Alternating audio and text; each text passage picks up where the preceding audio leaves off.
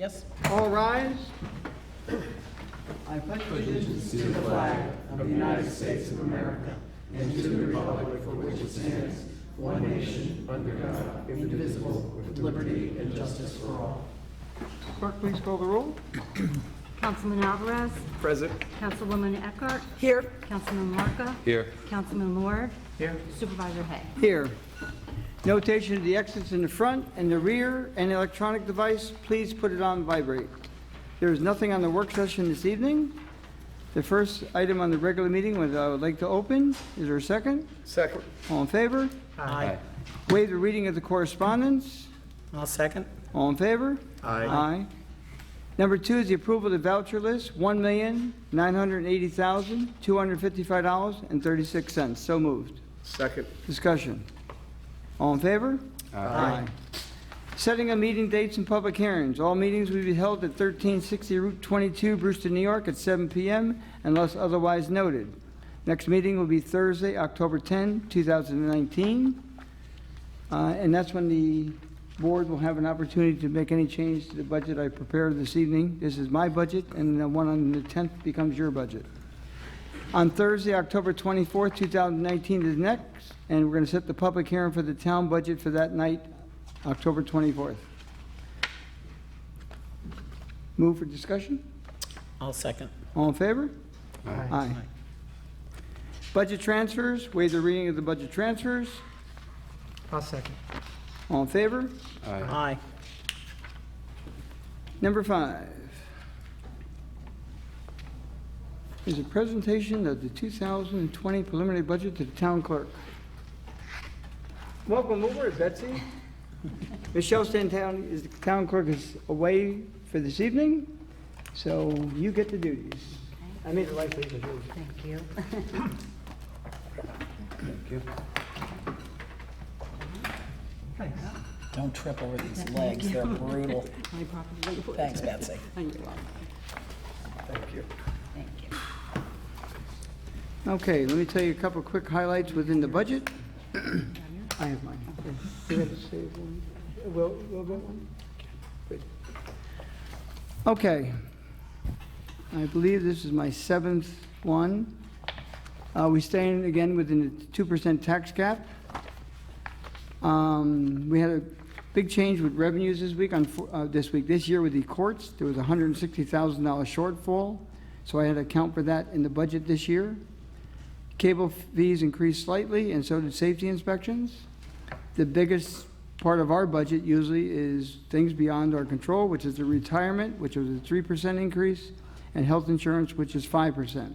Of course, we're limited to 2%, so it makes it a little bit difficult, but we did stay within the guidelines of the tax cap. The budget remains basically flat from last year, and I know no one's had an opportunity to read it because we just got it hot off the press yesterday afternoon, and it'll be on the town's website as of tomorrow around, probably by noon, we'll have it posted. Any other highlights? Those are the highlights. Okay. Tony, thank you for Of course, you putting just this get it. I together. mean, Yeah. it's unfair to everybody because, Right. you know, I tried to share with you some of the things that was moving forward, but those are the highlights. Those are the biggest increases and decreases, and it's basically the same, you know, budget as last year with a few exceptions. Okay. Bottom line, it stays within the tax cap. Thank you for putting this together. Obviously, we'll, Well, we got to thank Ron, because Ron does probably yeah. 75% and I do 25%. Okay. And I'll I have thank to him thank as well. Ron. It's a lot of work. We spent about at least 30 days putting this together, but not, you know, solid 30 days, but it's work, it's fun, it's what we get paid for. Okay. Okay, so basically that's the presentation of the budget. I will now move on to, great, where's my agenda? Who's your agenda? Okay, next item on the agenda is a resolution authorizing the Justice Court Assistant Program, JCAP grant. They're going to apply for a grant up to $30,000. Resolved that the supervisor is hereby authorized to make and file any and all applications in New York State Office of Court Administration for the purposes of accessing grant funds under JCAP a maximum amount available to be used in connection with obtaining equipment to improve efficiency, safety, and security, and to modernize administration and record keeping in the town of Southeast Justice Court, facility located at 1360 Route 22, and be further resolved that any and all actions heretofore in regard by Justice Court personnel or town officials in this regard in order to meet the filing deadlines are hereby ratified and confirmed non-proton. So move for discussion. Second. Okay, we apply for this every year, once, probably at least every other year, we do get something for them, and the courts buy whatever kind of equipment, there's, recorders here and whatever they might need. But they can apply up to $30,000, they may get, a third of it, may get half. I don't recall ever getting all. All in favor? Aye. Okay, we had next, of course, is the supervisor's report, which is basically the budget for this year. For this year's current budget, again, we're on target with the exception of the court fines, which I've been telling you now basically since the first of the year. And other than that, we're right on target with all of our numbers. So with that, I'll move to public comment. Yes, but just come up to the mic. For those of you who haven't done this before, you come to the mic, just state your name, where you live, and it's open to the floor. Oh, great. Thank you very much. Well, thank you very much for having me here today. My name is Dan Gallo. I live off of Dingle Ridge in Brewster, New York, right in the town of Southeast. We created a petition. This is for the residents of anyone living off of Dingle Ridge. I'll read it to you. This way we could all listen to it right now. So the petition was created by the residents of the town of Southeast concerning the repaving of Dingle Ridge Road, whereas on September 16th, 2019, the town of Southeast Highway Department repaved the length of Dingle Ridge Road and other municipal roads within the town of Southeast with a material other than asphalt. Whereas Dingle Ridge Road is a narrow, steep, and windy road that traverses southerly from Route 6 at its northern end to the southern border of the town of Southeast, Putnam County, and whereas Dingle Ridge Road is frequently traveled by motorists, including motorcyclists, school buses, bicyclists, runners, and pedestrians young and old. And whereas many of the local residents, school bus drivers, postal and overnight package delivery drivers, refuse companies, service and tradespeople have experienced and expressed hazards and concerns regarding the condition of this new road service. Whereas the aforementioned repaving project has created the following hazardous conditions, otherwise objectionable conditions on Dingle Ridge Road. Number one, hazardous travel conditions. The road service applied to Dingle Ridge Road is very rough and contains lateral ridges and loose gravel. It is dangerous because it comprises the ability for the automobiles, motorcycles, and bicycles to maintain control of the safety and safely navigate the road. The uneven road and loose road surface will cause vehicle traction stability control systems to engage unexpectedly and cause drivers to swerve and avoid imperfections and loose gravel, presenting a danger to the vehicle itself, other vehicles, and pedestrians. Many pedestrians walk and run along the Dingle Ridge Road, and wild animals such as, frequently start out in front of vehicles. The uneven and loose road surface will comprise a driver's ability to come to a quick stop, safe stop in a panic situation, such as when a pedestrian, runner, a young child, or animal unexpectedly crosses the vehicle's path. This in turn will lead to injuries to persons and damage to the vehicles and property. Dingle Ridge Road lacks a double yellow line or other road markings necessary to direct traffic and prevent motorists from passing one another traveling in the same direction. The previous road, I should probably say, was asphalt, and it did have the normal double yellow lines. This can lead to serious collisions with oncoming traffic and or turning vehicles. Dangerous travel conditions in inclement weather.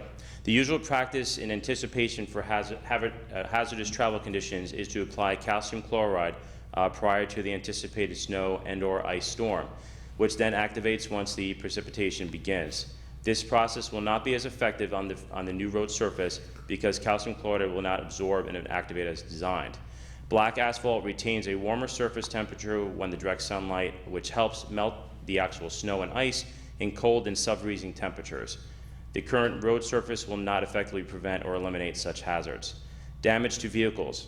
The dust, dirt, and mud causes damage, rust, and premature wear and tear, failure of vehicle systems, sensors, belts, filters on the car. Steering and suspension components and tires also wear out prematurely due to the abrasive properties of the dirt, mud, and road surface. It also adversely affects vehicle economy and performance. Exercise and fitness. We greatly enjoy our scenery and the health benefits of being outside. Many residents walk, adults and children, run, exercise, ride bikes, push strollers, and walk their dogs along Dingle Ridge Road. However, the uneven road surface increases the risk of injury, such as sprained ankles, motor vehicle collisions, etc. The loose and dusty surface creates significant health risks, including respiratory issues and other physical injuries to young and old. It medically also comprises individuals alike due to the dust and dirt and rocks kicked up by passing motorists. The quality of life in general. The uneven, loose and dusty road surfaces are causing local residents to experience much higher levels of dirt, noise, dust, all about in their homes. We enjoy our fresh air and our scenery, but are forced to keep our windows closed due to the sound and health issues now caused by this new road surface. For reasons set forth above, the undersigned residents of the town of Southeast petition and the Highway Department, we ask that you please repave the entire length of Dingle Ridge Road with asphalt and cease and desist from taking any action to repave any other roads in the town of Southeast, limited to Rockledge Drive, Coventry Lane, Ridgeberry Road, Hickory Ridge Road, Jonathan Way, Ives Farm Road, Tulip Road, Nova Lane, with any other material than asphalt. I have copies. We have, I think we're up to about 40 signatures, and I'll hand this over to you as well. Thank you. Thank you.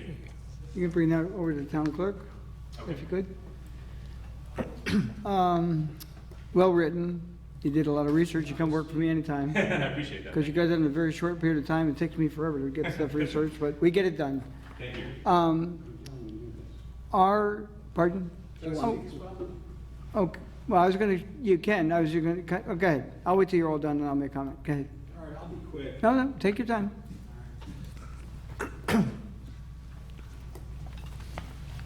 Hello, my name is Tom Qualino. I live at 230 Dingle Ridge Road, directly on the road that was repaved. I take issue with the fact that it was done without any notification. I did not know that they were going to be laying down tar and gravel in front of my house until it was being done. I don't know why a notice couldn't have been sent to all the homeowners. There's 100 people that live on that road.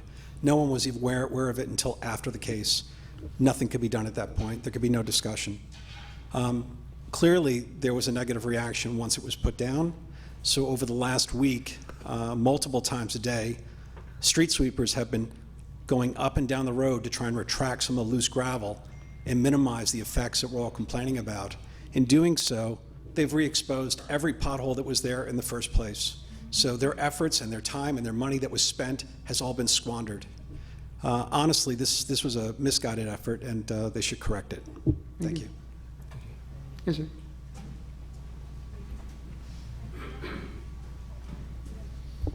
Hi, my name is Bill Zeitz. We live at 99 Coventry Lane off of Dingle Ridge Road.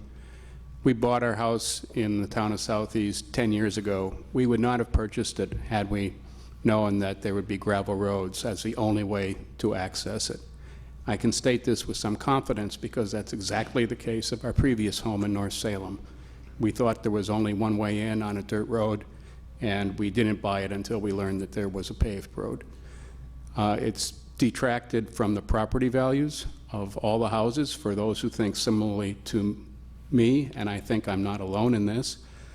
The previous two speakers have outlined some of the hazards. I'd like to note that for cyclists in particular, bicyclists, it's extremely dangerous because the gravel is compacted over the areas where cart tires normally travel.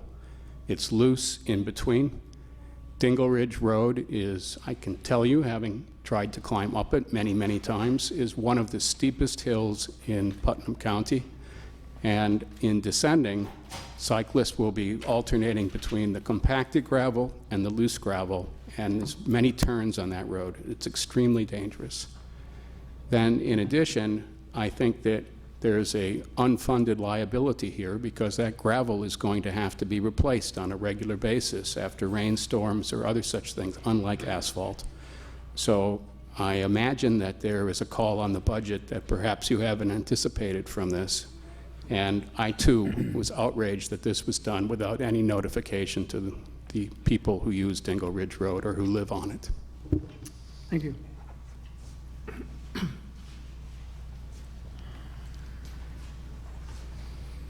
Hi, my name is Barbara Hevelina. I live at 438 Brewster Hill Road, and I just wanted to say that we have exactly the same situation. on Brewster Hill Road. No notice given, same conditions, and really shocked. Thank you.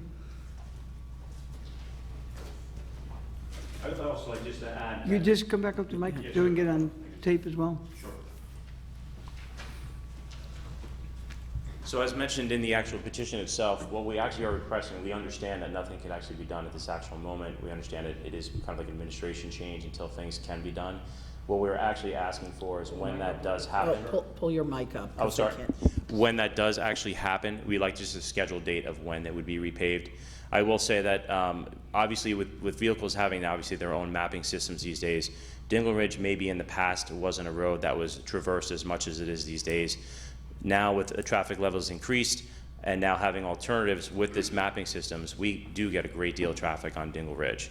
So a lot of the traffic that would normally travel either on 684 or 84, they're getting off at Hardscrabble Road and kind of finding their way to Dingle Ridge.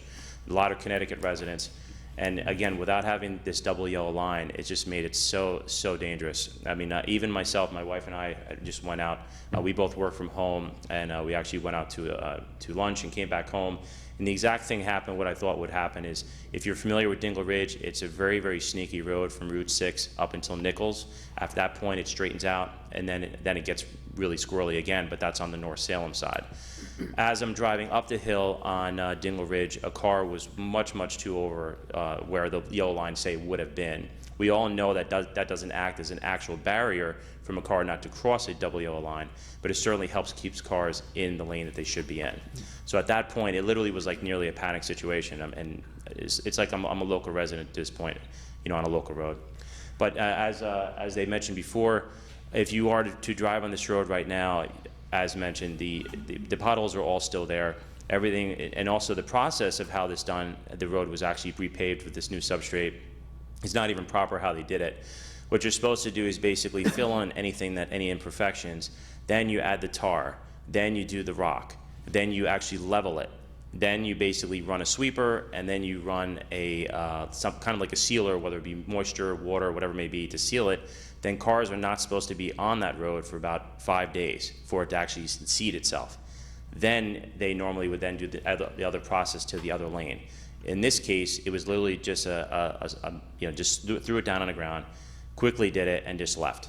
So right now, we're stuck with a road that has a tremendous amount of grooves, and even during winter, if an actual plow was to come, because it was left, we have the grooves of where the tires are, the blade being completely flat will not plow this road properly. And it's extremely dangerous on Dingle Ridge for the reasons we were bringing up. And that's it, but thank you very much. Thank you. Okay, I'll try to respond to... No, I think someone else wants to speak. Go ahead. As many as want.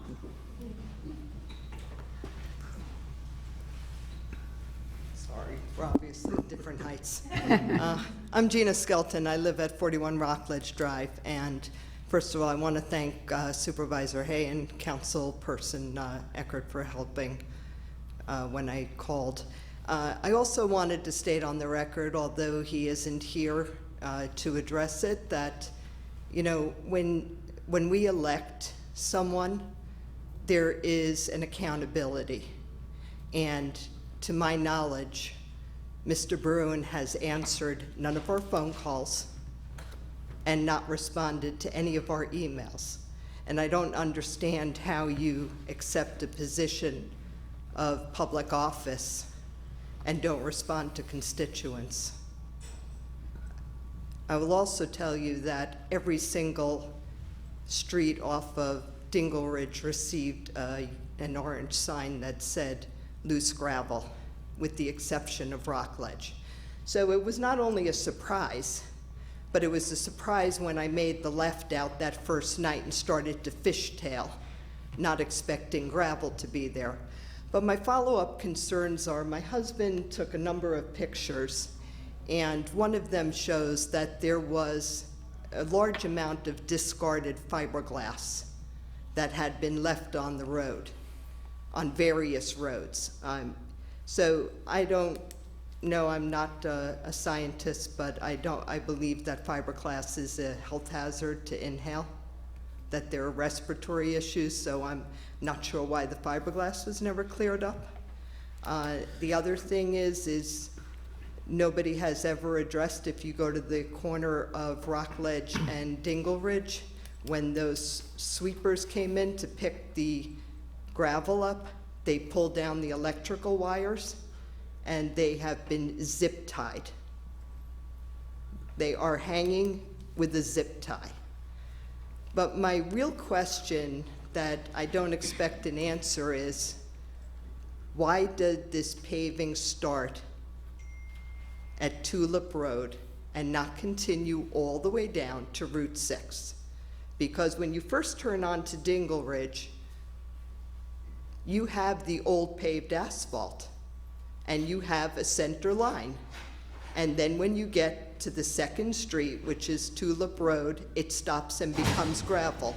If there were some reason why this were beneficial to us, if there were some positive reason for having done this, why did you not continue it all the way down? And I just can't understand why I reach out to an elected person to have an understanding of what benefit this served our community, and I don't get a responsive phone call. I mean, I don't get any response whatsoever. And I just want it on the record. I understand that the man is leaving office, but it's unacceptable. Thank you. Thanks, Jim. Thank you. I'm going to try to respond going backwards because you're fresh. You can sit down and I'll try to respond. On the portion from Maple down to Route 6, Tulip, I mean, Tulip, I think sorry, my road. down to Route 6. I lose track of time. I swear to God, it seems like yesterday was January 1st and it's already September 26th. But the bottom line is, a while back, maybe 3, 4, 5 years ago, they replaced that bridge down there. And when they replaced that bridge, that section of highway or roadway was repaved to that point. That's why they didn't touch that portion of it, although we've been told that this expands the life of a road. You would think they would put it on it to help expand it even further, but it didn't happen. But one way, I can't explain. Again, this board cannot answer for another elected official, and unfortunately, I get many phone calls, way too many, and I try to explain to people that the highway department is a separately elected official, and we cannot dictate the type of materials or behavior, or we have nothing. The only people that have it, believe it or not, is you, and he doesn't respond to you. But he doesn't have to respond to us. He's a separately elected official, like I said, and I'll apologize on our behalf that we can't do much of anything, but that's just the way the law works. And I'm going to look into doing something in the future about that type of position. I've already told at least one of the incumbent people running for that position what I would like to do, and that's, consider appointing in the future a highway superintendent and not have an elected official, because I've been here for many, many years, like about 62 maybe, or a long time, okay? And we've seen in other towns in this county problems with a department such as this, and we'll look into that. As far as the loose stone, as you are aware, they have gone out and tried to clean up, which is the normal to do. There's still a lot left. Whether they'll go out or not, we can't, Lynn Eckhart is the town liaison to the highway department. She has the best communication skills with the individual, and she'll be able to go back and try to get some of the answers. And I don't know how we could relay them to you, because I don't know if we'll find out ourselves. As far as the road markings, my understanding is, I believe, because I see it myself, they did Brewster Hill. I live off of Brewster Hill, so I know well. I got a phone call here. I was going to play it tonight, but you said enough. It was a short bit. If you lived on this road, well, I do. I don't live right on it, but one of the roads, I have a secondary road off it. So I traveled all the time, and it wasn't good. But I still think Joe's Hill Road is the worst. So going back to the double line, I believe you'll either get a double line or a fog line, and that's the ones that are along the sides, like a white line. I understand you wouldn't get both. I can't answer what they may or may not do when they're going to do it, because last year when they did Brewster Hill and they started with its skimming of the actual blacktop, people thought that was the final. I said, no, next year it's going to get another coating, but the coating was what it is. The dust, well, That's going to settle down eventually with the removal of the stone. There's no reason that it's not going to happen, but it's not good. Let's see, what else do I have? Does someone else want to speak in the meantime? Let me see. my note. Yeah, I would love to, Yep, go ahead. and you have my sincerest apologies. The one thing you should know is the one recourse that the town board would have, and I've explained this to Gina, and it's very frustrating for us, is we could cut the highway budget. The problem is that could jeopardize your safety in winter if the highway superintendent then decided maybe, and this has not happened, so I don't want to infer it has, but obviously your safety comes first, so we don't want to cut our budget to the highway. So understand that's really one of our only recourses. Also on road markings, as Tony said, I have been assured, but I'm going to find out again tomorrow, that you will get, I know how foggy it gets up there, and I understand exactly why you want a middle line, but I will work on this and see what I can get you, okay? As Tony said, you'll get one or the other. So I'll talk to Mike tomorrow and ask him. He did tell me that, because of, that you were going to get some markings. Did he say when? No, he didn't, and I'll ask him when. Can you choose, you said one or the other, can you choose one? You can request something. I cannot assure you, because it's not my call. Do you prefer the middle center line? Yes. I think that's better too, because at least you'd have in fog something to go Yeah, on. It's right now, it's a head-on collision. Okay. Waiting to happen. Okay, I will make that clear, and I'll get to how I'll communicate this to you. The fiberglass left on the road, I will ask him about that, because I know that could be important. One thing that's really been exacerbating the dust, and I'm not making excuses, but it has been so dry, so we'll hope for more rain. We need it desperately anyhow. The electrical wires, are those NYSEG wires, do you know? Or they're, Pictures, I don't know who they are, but they're with the wire lead. The wire lead off the pole is completely snapped. okay, And the property on the corner of Dingle Ridge and Rockledge Drive on the northwest corner. okay. When you make the right turn, the cable is down to the ground almost. Okay. What's left up here. Maybe, you've been nice and have sent me some photos. If you can send those again, I will get on that too. I have a wonderful contact at NYSEG if that's gonna be a problem. Let's see, road markings, notification.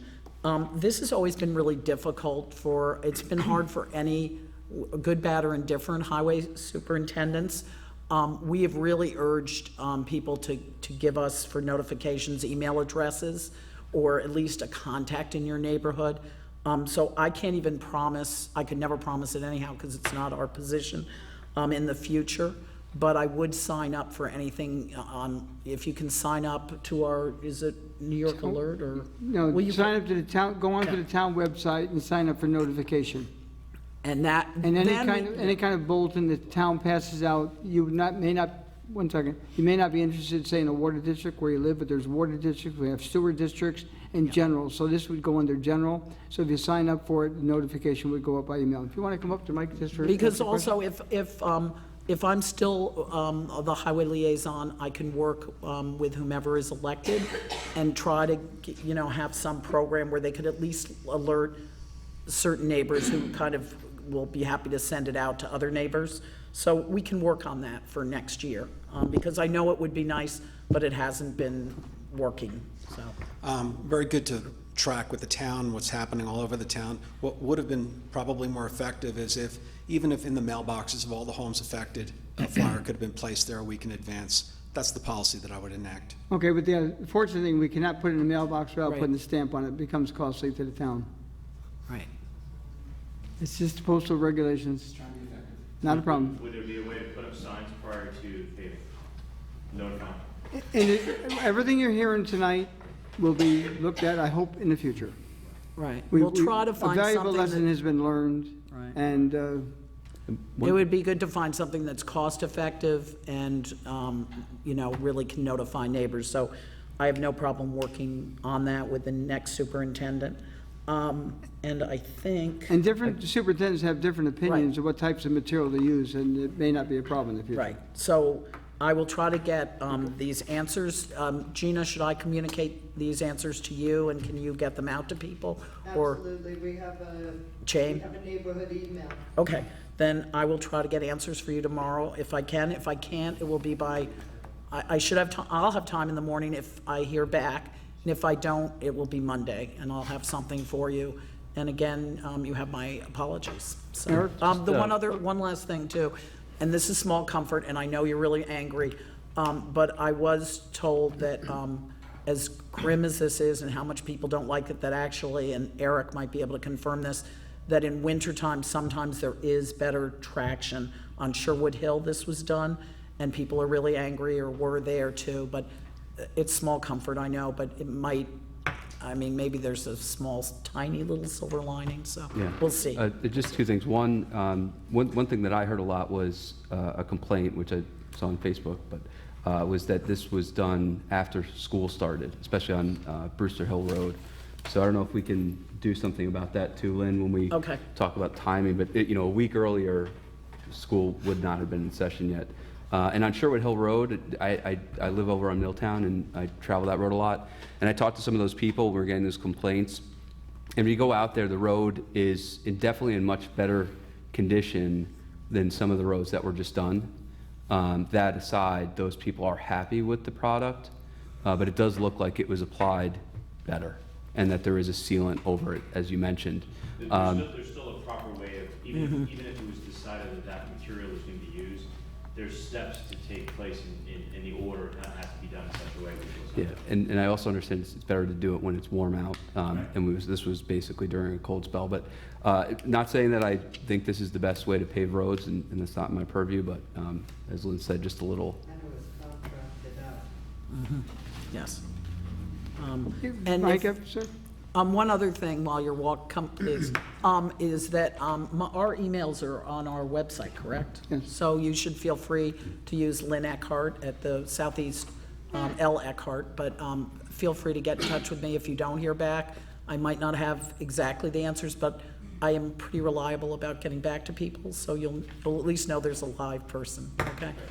And you'll share those comments with the town? Yeah, I'll And be there's also a town board Yes. email as well, so. Right. And if you want town board to, identify Lynn or myself or whoever you'd like to get the answer back from, you can identify it that way as well. Yeah, I think it really is good if you do identify one of us, because then, otherwise, we're kind of all, oh, Tony will do it, or, so that, just identify whomever you want, and so we can get back to you.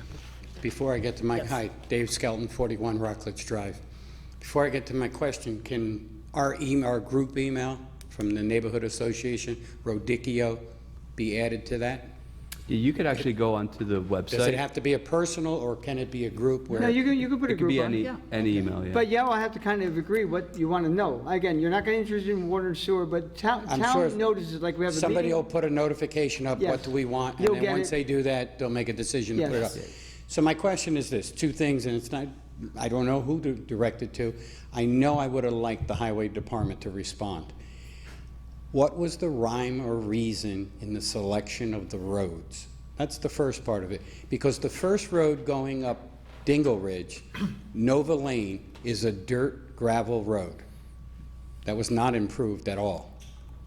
A road that was fine, Tulip, which they just paved that corner section from when they tried to back the generator down with a remote robotic control, and they ripped up the whole road. So Tulip was just done also, Yeah. but they did this new surfacing to it. So I'm confused what was the selection process? Also, Nichols Road, we moved here 19 years ago. We were told Nichols Road was a designated dirt road due to the runoff to the reservoir. And I have pictures of this also, where the excess tar is in the spillway going directly into the runoff. I'm confused because this has been done under the cover of darkness. This has been graded down this road. It had a hump in it for the spillway on either side. It's been taken out. It's been filled with mill gravel from other roads, and now this process was slapped in there. Why was this taken as a dirt road? If his logic is, let's change the dirt road to some kind of traction surface, why was it selectively only certain dirt roads in our neighborhood? Okay, Lynn will make an attempt to get an answer, but there's no guarantee, whatever. And while we're on it, let me just briefly explain the roads that were done, and I believe it's, the process is completed for this year, I believe, okay? It was Brewster Hill Road, Cobb Road, Joe's Hill Road, Meridian Drive, Nichols Road, and Fields Lane. I understand a change came through that, I guess, Yes. he notified Lynn, as the highway liaison, that Fields Lane was not going to be done this year, and he did State Line Road, which is way up on the Connecticut border by New Fairfield. Now, the other roads that were mentioned earlier this evening, I'm not going to begin to start because there's a bunch of them. They are not being done at this point in time. I actually thought that maybe we weren't going to pave this year because it was really super late in the season. All the other towns completed their paving probably well over a month ago when it's hot, when this is the type of material that should be put down accordingly. Not an expert, but again, we only can apologize, but it's well, unfortunately, beyond our means and control, which is unfortunate. Tony, can I correct one thing? Yep. Is State Line was actually done because the contractor, the outside contractor, brought in too much material, so they did State Line at cost, and it shouldn't be much over, if at all, over the budget. But did they I do, think did he they do, switched. did they do Fields Lane? No, they switched, Fields Lane was switched, and I don't have, I apologize, it might even been for Dingle Ridge, I'm not sure. It What- was. Was it Dingle Ridge? Dingle Ridge? Yeah, it was we got an email that they. The day decided- before, I think, right? Yeah. So that, it really is at the whim of the highway superintendent, and, Yeah, at the beginning of the year, or sometime in the spring, we signed a 284 agreement with the highway superintendent. He proposed the roads that he intended to pave this year, and also the process that he planned to use. And Dingle Ridge was not one of the roads. Fields Lane was. So the town board authorized the paving, or authorized expenditure of funds to the highway superintendent, because that's our only real control.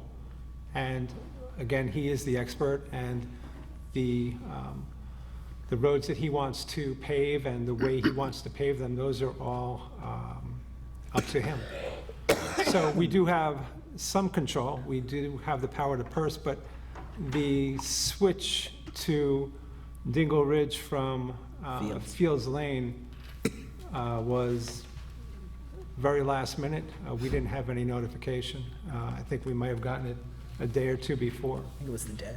So I apologize, as we all have. I'm sorry to say that I think we've all learned a lesson. I think that in the future, we will probably try to impress upon our highway superintendents that they let the town board, as well as the town itself, know of their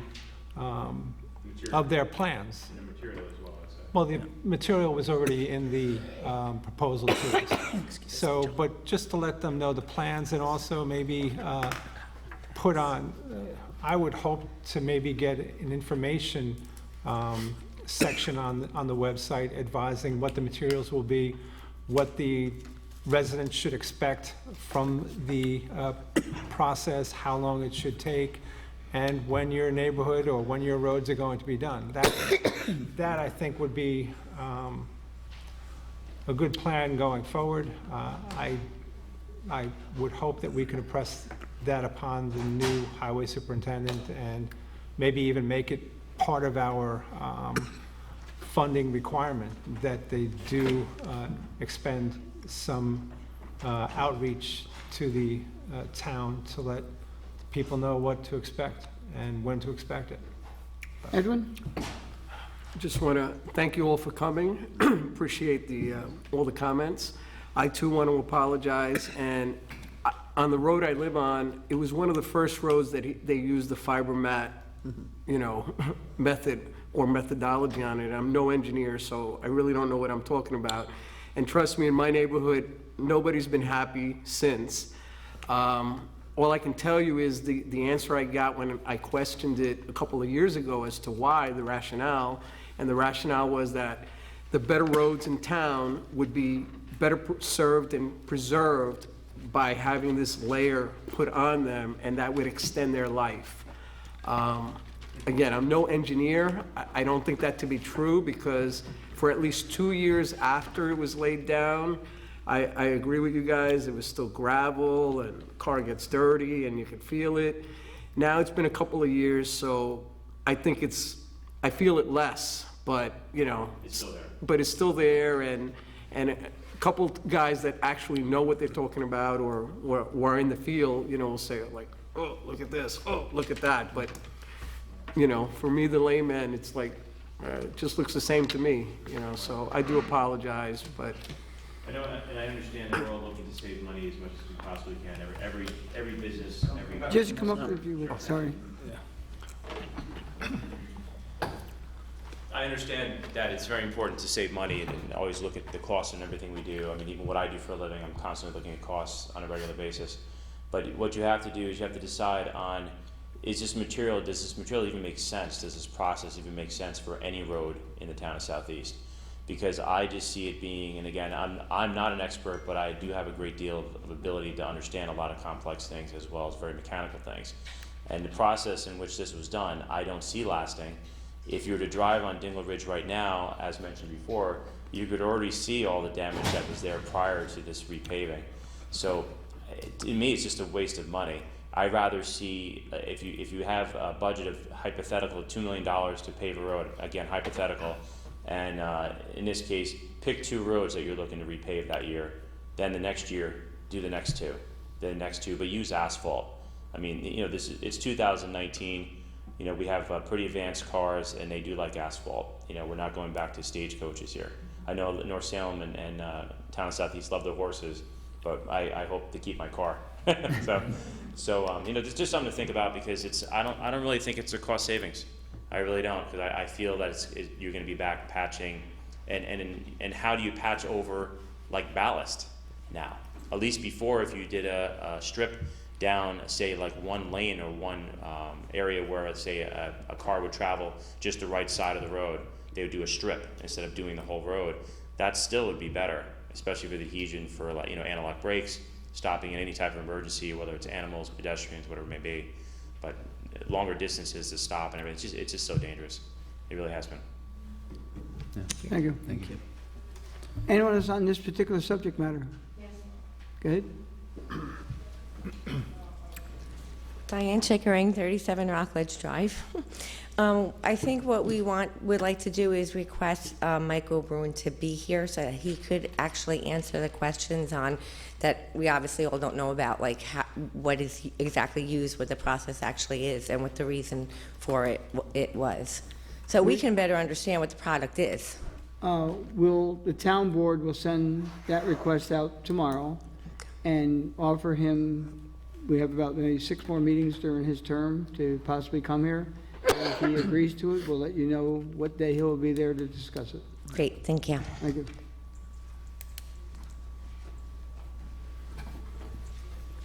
Anyone else on the subject matter?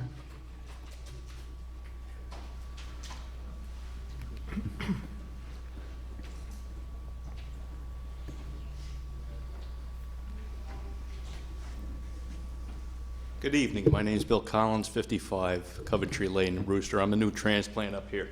A couple issues I have with it is I used to live in Mayapack, and there was a road, Dixon Road, where they did something very similar. With the torrential downpours that we experienced earlier this year, you're going to see a lot of trouble on that road, not only with the ruts and everything else, but all that gravel is going to end up in the 30 or so catch basins that line that road.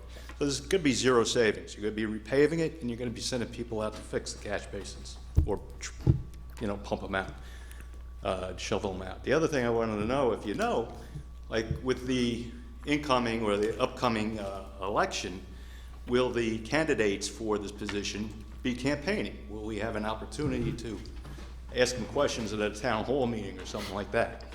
They would not campaign here at Town Hall.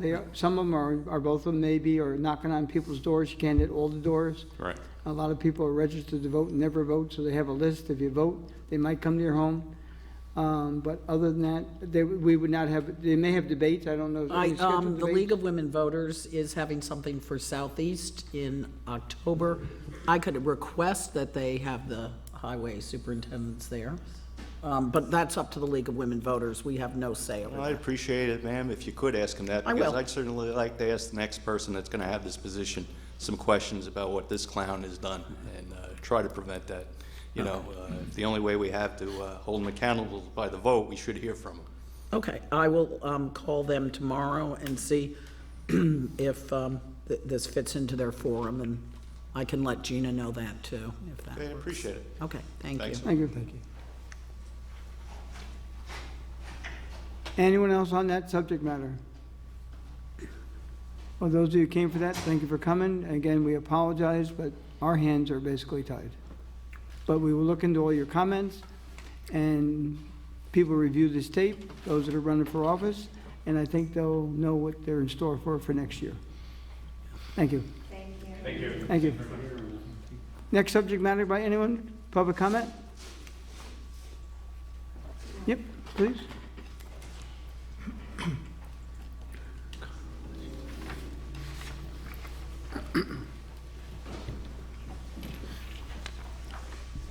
Hi, everyone. I'm Carla Lucchino. I live at 203 Allview Avenue in Brewster.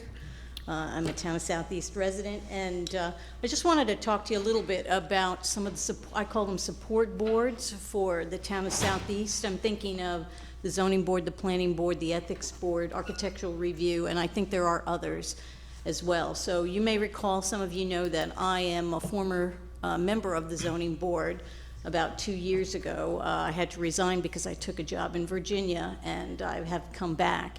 And a couple of other of the zoning board members have spoken to me, and I've spoken to some of you. I'd like to request that you take a look at the consistency of the procedures for those boards and kind of how they're formed and operate. What I'm thinking of particularly is length of appointments for the members, whether attendance is regular or not, whether we have a diverse representation of members on those boards, not just gender, but different types of people from different parts of the town, whether the procedures are consistent and followed, how board members treat each other as well as residents, and then the timeliness of decisions. And the reason I'm asking for this is because my experience on the zoning board was that there was little preparation in advance by the members.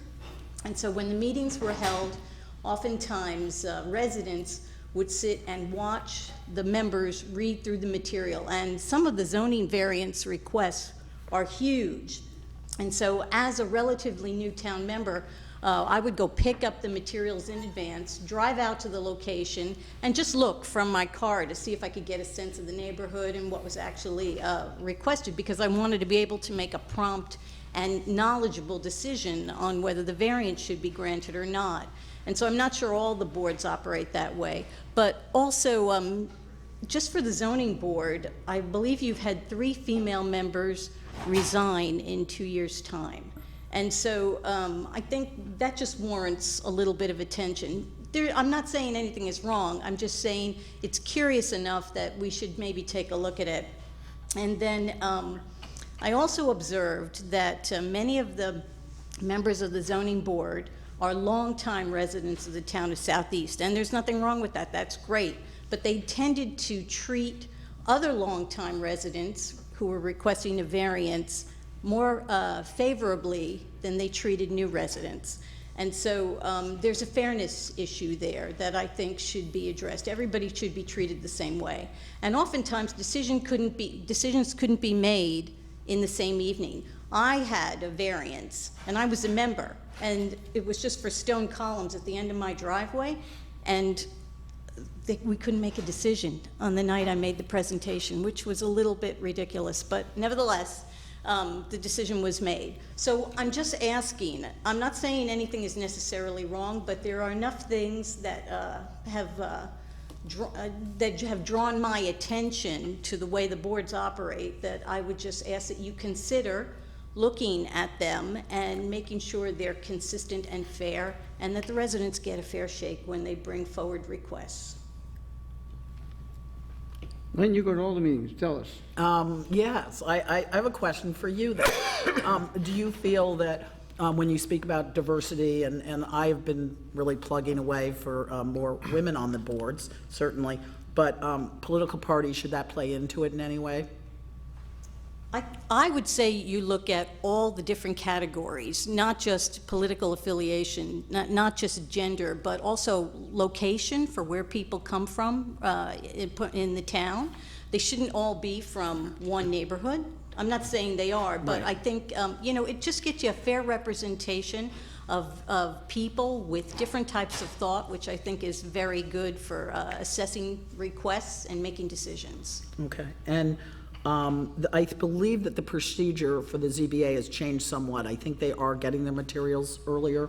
Is that right, Will, or do you know on that? I'm sorry, could you repeat the I question? believe that the ZBA members now are getting their materials a little earlier. They are indeed. They're now we worked being on that. transmitted electronically. So, yeah, so In that, advance. that is something we have been working on. So I would request, Lynn, that you look at that, because I was told, yes, that was occurring, but then it wasn't working and it was changed again. Well, But I don't know. what did change was that it was being mailed to the homes, and it was, had a sign form, so I believe it went electronically and not directly by mail. Right. Okay. Right. I can tell you that I've had, I get along so well with this board, and I love working with this board. This This whole board. Hey, thanks. I do. That's good. And, but I have had some knockdown, drag-out fights on who gets appointed, and that's fine. That's just a difference of opinion. But I don't want you to think that anything is rubber stamped. I can assure you that it is not.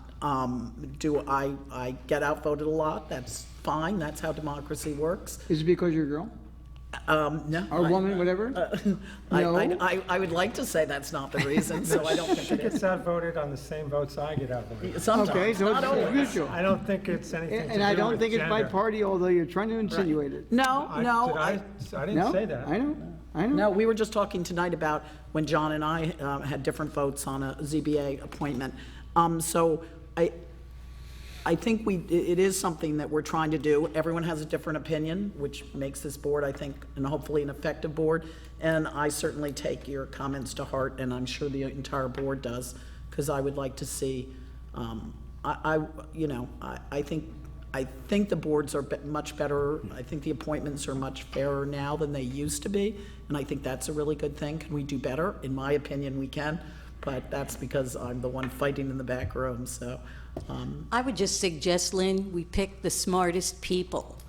And if you don't get candidates that you think are qualified, we should try to find people or invite people to, put their names. And I do believe that this board does feel that they are, even if they don't agree with who I think is the smartest person, that's okay, the majority rules, and that's how this works. I mean, I really do believe that everyone on this board is voting for the person they think is most qualified. It just doesn't happen to be who I think is most qualified. In a perfect world, it would be great if we could be blind to all those things, and just by, selection, we would get diverse people who are intelligent, who are dedicated, and have the safety and security of the community at heart. But in reality, that's not always the case. So I think it's important that we seek out those kind of people, and if they don't work out, we don't leave them on the boards. Because those are appointed positions. Yes. Just minimally compensated. And sometimes there's very little interest, I will say that too. We've seen recently we had, I think, 3 or 4, at least 4 people apply. That's really rare. And sometimes we've had no one. So it comes in ebbs and flows, and I think I think public service, the more you can do, the better. So I would encourage anyone to be on any of the boards. You really learn a lot, and you've done it, and you know. Right. But I think this board really tries their best, even when we don't agree, to appoint who we think is most qualified. And I served on the planning board for 2 years, and my friends and my generation, they think I'm nuts. And I've tried to convince them to do this or this, and they, So to Lynn's point, it is sometimes, they're not knocking down the door for sure. But So Eric, I'm a 31-year public servant. I work for the Defense Department for 31 years. I'm a weapons designer and builder. And so I've been all over the place. But the point is, everyone should make a commitment to public service. I mean, I agree. I think it's a good thing. You know, it helps the community. I'd rather that people would volunteer than sit back and complain. You know, you really have to step up, like the residents this evening, you know, when they've got an issue, look at all the actions they took. That's Yeah. the right way to do it. Yep. I agree. So I don't mean this as a criticism. I just am offering this for your consideration. But one of the things you should think about, too, is term limits, because I think you got some people that have been on those boards a real long time. Nothing wrong with that, and they understand how they work, but sometimes a little bit of change is good. It's a bit of a refresh. Right. And by the way, you're allowed to criticize us. It's fine. Thank you. Just for the record, the state law dictates the term, not the term limits, but each, for instance, it's a 7-member board, each member serves a 7-year term On all of the boards, Will? on the planning board and the zoning board. Okay, but I think we have more boards than that, don't we? We do, we have ARB, I think, is ARB, 5 which years, is every, right? what's that? 5 years for the ARB, I I believe that's correct. I think. Are But they that- automatically reappointed, or do Not they have to necessarily. reapply? Well, or- they reapply, yes. Yeah. We don't have to accept it, but if they're doing a good job, they have the attendance, we tend to stick with them. Okay. Now, one thing I have a big problem with, I'd rather have one person apply, because when you have 5, what I consider qualified people, now you use the word smart, I probably wouldn't be on one board. Now, if you want common sense, I'd be the first person they maybe want. So there's a big difference. So the last time, I think we had 5 people apply for a position. I don't look at party when I do it, I really don't. I look at people qualified. Now, whether it's I always say boy, girl, but anyway, when you're a boy or a girl. But the bottom line is, if a person's qualified, I mean, one person interviewed and does really well. Now, they may be on that night, where another person like me will go in and be scared, you know what? And they probably never put you on. So a lot of people are very dedicated, want to serve, but if you have 4 qualified people, how do you pick one? And then, You should be thankful for that problem.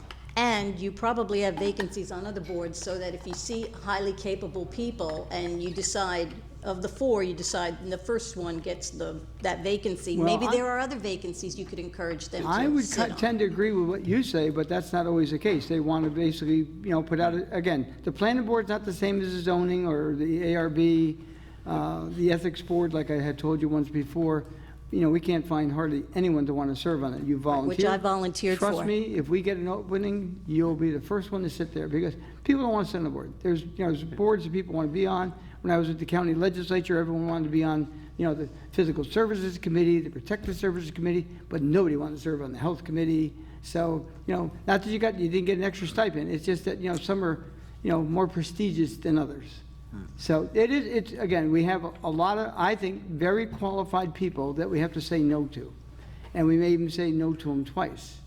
And it is what it is. It's not an easy process, and I don't like saying no to anyone that wants to volunteer. Yeah, and by the way, I think I applied, I can't even tell you how many times I applied to get on a board and was turned down. I mean, I would say at least 10 times in my life. That's all? At least. I said at least. So, but it took me 3 tries to finally get, 4th try to get elected, so. Took just me have to 3, don't be bragging. No, I lost 3.